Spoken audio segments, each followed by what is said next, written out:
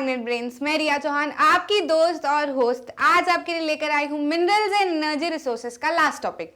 तो इसके पहले हमने सारा जो भी टॉपिक था हमारा, क्लासिफिकेशन ऑफ मिनरल्स, उसके बाद में metallic, non metallic, rock minerals, सारा कुछ अच्छे से कंप्लीट किया। फिर एनर्जी हमने शुरू किया था, उसमें हमने कन्वेंशनल एनर्जी पढ़ी थी पहले, उसके बाद में नॉन कन्वेंशनल एनर्जी के सारे टाइप्स अच्छे से पढ़े, एक एक करके आपको सारे वीडियोस मिल गए होंगे। अब हमको जो है ये वाला चैप्टर सम अप करना है, कहाँ पे आके, कंजर्वेशन ऑफ एनर्जी रिसोर्सेज पे। तो अगर इस चैप्टर को पूरी तरीके से एंड में समझा जाए कि what was this chapter all about, तो शुरुआत में ये चैप्टर हमको बताता है कि मिनरल्स का रोल हमारी लाइफ में क्या क्या है। तो क्योंकि मिनरल्स का रोल, फिर हम समझ जाते हैं कि मिनरल्स का रोल तो बहुत ज्यादा है भैया, जहां देख रहे हैं वहां मिनरल्स ही मिनरल्स दिख रहे हैं। तो मिनरल्स का रोल जब हमारी लाइफ में इतना सारा है, तो क्यों ना मिनरल्स के बारे में समझा जाए। तो हम एक एक करके मिनरल्स को फिर क्लासिफाई करते हैं, क्योंकि समझने के लिए क्लासिफिकेशन करना जरूरी है ना।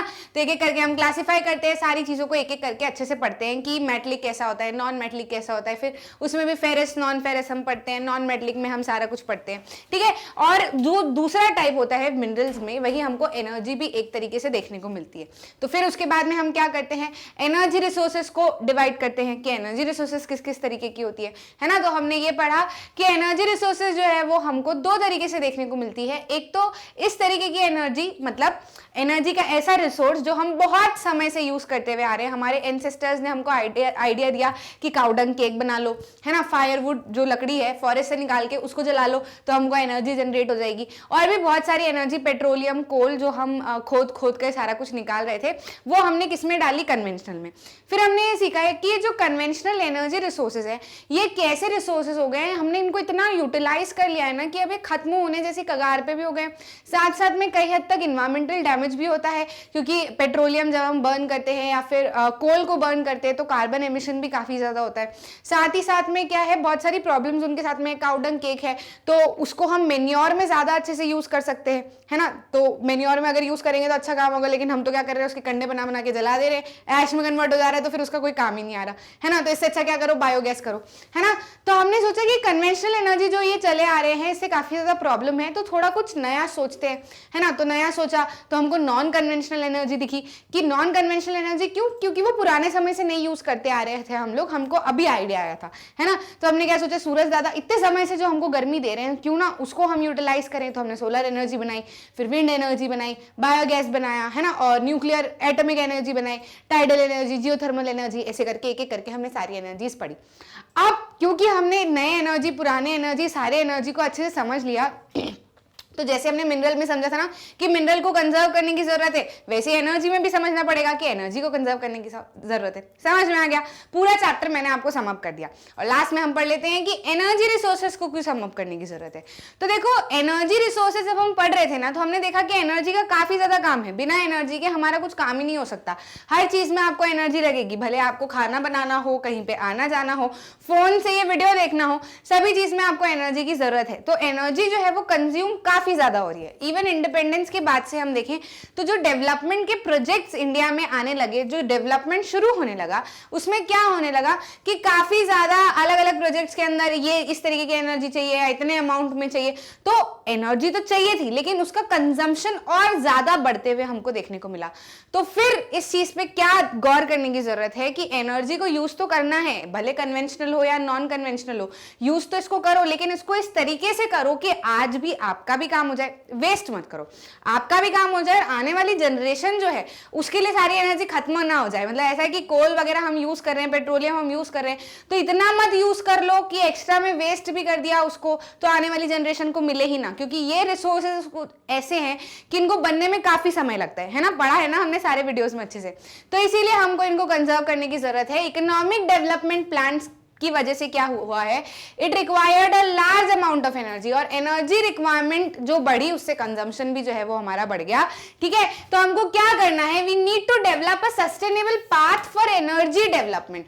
प्रोजेक्ट भी लेकर आओ, कोई मनाही नहीं है, डेवलपमेंट भी करो, कोई मनाही नहीं है, एनर्जी रिसोर्सेज को यूज भी करो, कोई मनाही नहीं है, लेकिन इस तरीके से करो कि वो खत्म ना हो या फिर उसका वेस्टेज ना हो। समझ में आ गई बात।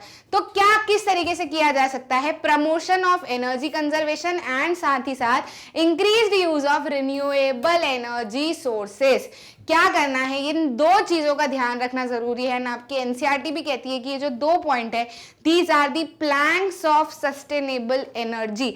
सस्टेनेबल एनर्जी का मतलब क्या होता है कि आज की जरूरतें भी पूरी हो, साथ साथ में कल की जरूरतों का भी ध्यान रखा जाए। मैंने पिछले वीडियो में भी आपको बताया था, घर में आइसक्रीम आती है, मम्मी कैसी कहती, आज ही खा जाओगे क्या, कल के लिए नहीं बचाओगे, है ना। तो वही किस्सा यहाँ पर भी है कि आज भी यूज करो, लेकिन ऐसा मत करो कि कल के लिए बचे ही ना, है ना। तो उसके लिए क्या कर सकते हैं हम लोग, एनर्जी कंजर्वेशन के लिए ज्यादा से ज्यादा लोगों तक बात हमको फैलानी है कि एनर्जी को सिस्टमैटिक यूज तरीके से ही यूज करना है। समझ में आ गई बात। साथ ही साथ में increased use of energy, renewable energy, मतलब ऐसी एनर्जी सोर्सेस हमको ज्यादा से ज्यादा यूज करने हैं जो कि रिन्यू किए जा सकते हैं, जैसे कि कोल हो गया, पेट्रोलियम हो गया, ये सब क्या है, ये नॉन रिन्यूएबल एनर्जी रिसोर्सेज है। इनको बनने में मिलियन साल लगते हैं और खत्म करने के लिए चंद सेकंड, ठीक है।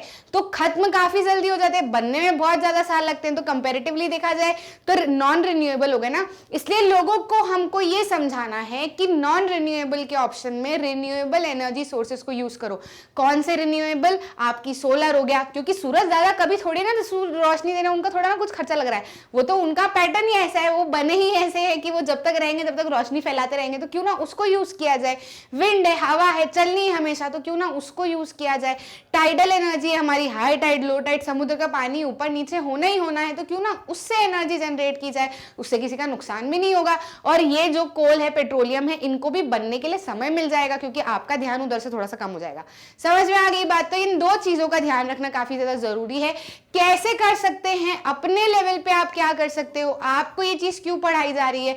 मैं हमेशा कहती हूँ आपको ये सारी चीजें इसलिए पढ़ाई जा रही है क्योंकि आप ही आने वाले कल हो चुके हैं। हम 10th क्लास में आ गए हो, थोड़े साल बाद आपको भी नौकरी पैसे ही करना है, यही सारा काम करना है, घर संभालना है, सारी चीजें करनी है। डे टू डे लाइफ आपका हर एक्शन जो है वो पूरी तरीके से पूरी कंट्री को अफेक्ट करने वाला है, इवन करता ही है ना। तो आपके लेवल पे आप क्या कर सकते हो, आपके लेवल पे आप समझदारियां कुछ इस तरीके से रख सकते हो। Using public transport in comparison to individual vehicle. जैसे कि इसका सिंपल सा एग्जांपल मैं आपको इस पिक्चर के थ्रू देती हूँ। जैसे आपको ये पिक्चर दिख रही है, इस पिक्चर में आपको आसानी से समझ में आएगा कि क्या अंतर होता है पब्लिक ट्रांसपोर्ट को यूज करने में और पर्सनल व्हीकल को यूज करने में।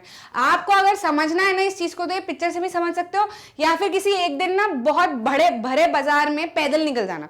अब भरे बाजार में पैदल जब आप निकलोगे ना, तो आपको लगेगा कि एक एक दो दो बड़ी बड़ी गाड़ियों के अंदर एक एक दो दो बंदे ही चल रहे होते हैं, या फिर कहीं भी जाना है तो वो बड़ी बड़ी गाड़ियां ले लेके ट्रैफिक जाम किए हुए हैं, बैठा अंदर एक ही बंदा है। तो आपको अपने आप से अंदर से करान जाएगी कि यार क्या है ये, क्या मतलब इन लोग को इतनी अक्ल नहीं है, इतनी छोटी सी जगह और ऊपर से गाड़ी ले लेके एक एक इंसान ही घूम रहे है ना। तो वही चीज आपको समझने की जरूरत है कि लोग इन गाड़ियों में भी इतने ही हैं, वहीं पब्लिक ट्रांसपोर्ट में भी हम देखें तो इतने ही लोग हैं, लेकिन यहाँ पर फ्यूल भी ज्यादा यूज हो रहा है, लोगों को परेशानियां भी ज्यादा लग रही है, ऊपर से ट्रैफिक भी सबसे ज्यादा है। वहीं आप एज कंपेयर टू यही वाले सारे लोग अगर इस पब्लिक ट्रांसपोर्ट में शिफ्ट हो जाते हैं तो आराम से यहाँ पे ऐसे कई सारे पब्लिक ट्रांसपोर्ट आ सकते हैं, ट्रैफिक भी कम होगा और लोगों को सुविधा भी होगी। समझ में आ गई कि नहीं बात। तो ऐसी छोटी छोटी जगह जहां पर आप ऐसे छोटे छोटे कदमों से अपने देश को काफी मदद कर सकते हो, तो आपको बिल्कुल करना चाहिए। जहां लग रहा है कि यार थोड़े बहुत में क्या बड़ी गाड़ी निकालना, तो कोशिश करो कि बस से आना जाना करो, क्योंकि अब हर जगह आई बस हो गई है, हर जगह जो है वो पब्लिक ट्रांसपोर्ट की बसेस चलती ही है, तो वो काफी ज्यादा फेवरेबल रहती है, फ्यूल एफिशिएंट रहती है। Switching off electricity when not in use, ये तो कह के मम्मी थक गई लेकिन हम नहीं समझे, लेकिन काफी जरूरी है। एनर्जी अगर बचानी है तो छोटा से छोटा कदम भी मायने रखता है। यूजिंग पावर सेविंग डिवाइसेस, जो डिवाइसेस पावर को सेव करते हैं, ऐसे डिवाइसेस भी मार्केट में काफी सारे अवेलेबल है, उनको यूज करना शुरू कर दो। Using non conventional sources of energy, वही नॉन कन्वेंशनल सारे सोर्सेस, जैसे कि सोलर हो गया। आपका अगर हॉस्टल है या फिर हॉस्पिटल है या फिर स्कूल चलाते हैं, वहां पे पानी गर्म करने की जरूरत है या फिर कुछ ऐसी चीजों की जरूरत है कि बहुत ज्यादा ही इलेक्ट्रिसिटी की जरूरत पड़ती है वहां पे, तो वहां पे सोलर पैनल लगवाओ। बहुत आसान है, बहुत आसान है। सोलर पैनल अब हर जगह छतों पे लगने लगे, तो सोलर पैनल लगाओ, उससे डायरेक्ट एनर्जी सनलाइट की लो और फिर उसको इलेक्ट्रिसिटी में कन्वर्ट आसानी से हो जाता है, तो आपका काम भी बढ़िया चलेगा और एनर्जी की भी बचत होगी। समझ में आ गई बात। तो ऐसी काफी ज्यादा नॉन कन्वेंशनल एनर्जी सोर्सेज को भी हम यूज कर सकते हैं। आई बात समझ में। तो ये आपका था आपका पूरा chapter mineral and energy resources वाला, ठीक है। सारे के सारे वीडियोस आपको ऑफिशियल वेबसाइट पे मिल जाएंगे, सब कुछ आपके लिए free of cost magnet brains पे अवेलेबल है। आपके पीरियोडिक टेस्ट में ये वाला चैप्टर आने वाला है या कहीं भी आपको चैप्टर आने वाला है, आप सारे वीडियोस एक्सेस कर सकते हो। बहुत सारे वीडियोस है, छोटे छोटे वीडियोस है और बहुत सारे हैं, तो आपको हर टॉपिक बिल्कुल क्लियरली एक्सप्लेन किया गया है ताकि आपको बिल्कुल भी परेशानी ना आए एक भी टॉपिक समझने में, ठीक है। इसके बाद में आएगा आपके लिए इसी चैप्टर का मैप वर्क, तो ये चैप्टर हम पूरी तरीके से अच्छे से सम अप कर लेंगे। आई होप आपको मजा आया है, अच्छे से समझ में आया है। बहुत ईजी है, टुकड़ों में बांट दोगे तो पूरा चैप्टर अच्छे से समझ में आ जाएगा। इवन ऐसा चैप्टर है कि आपको सिर्फ हेडिंग का कंसेप्ट जानने की जरूरत है, उसके बाद में तो आप एक्स्ट्रा आपके मन से भी लिख सकते हो, क्योंकि आपकी डे टू डे लाइफ की बातें हैं ना, तो आप आसानी से जो है अपने आप से लिख पाओगे, उसके अंदर कोई बिल्कुल भी प्रॉब्लम नहीं आएगी।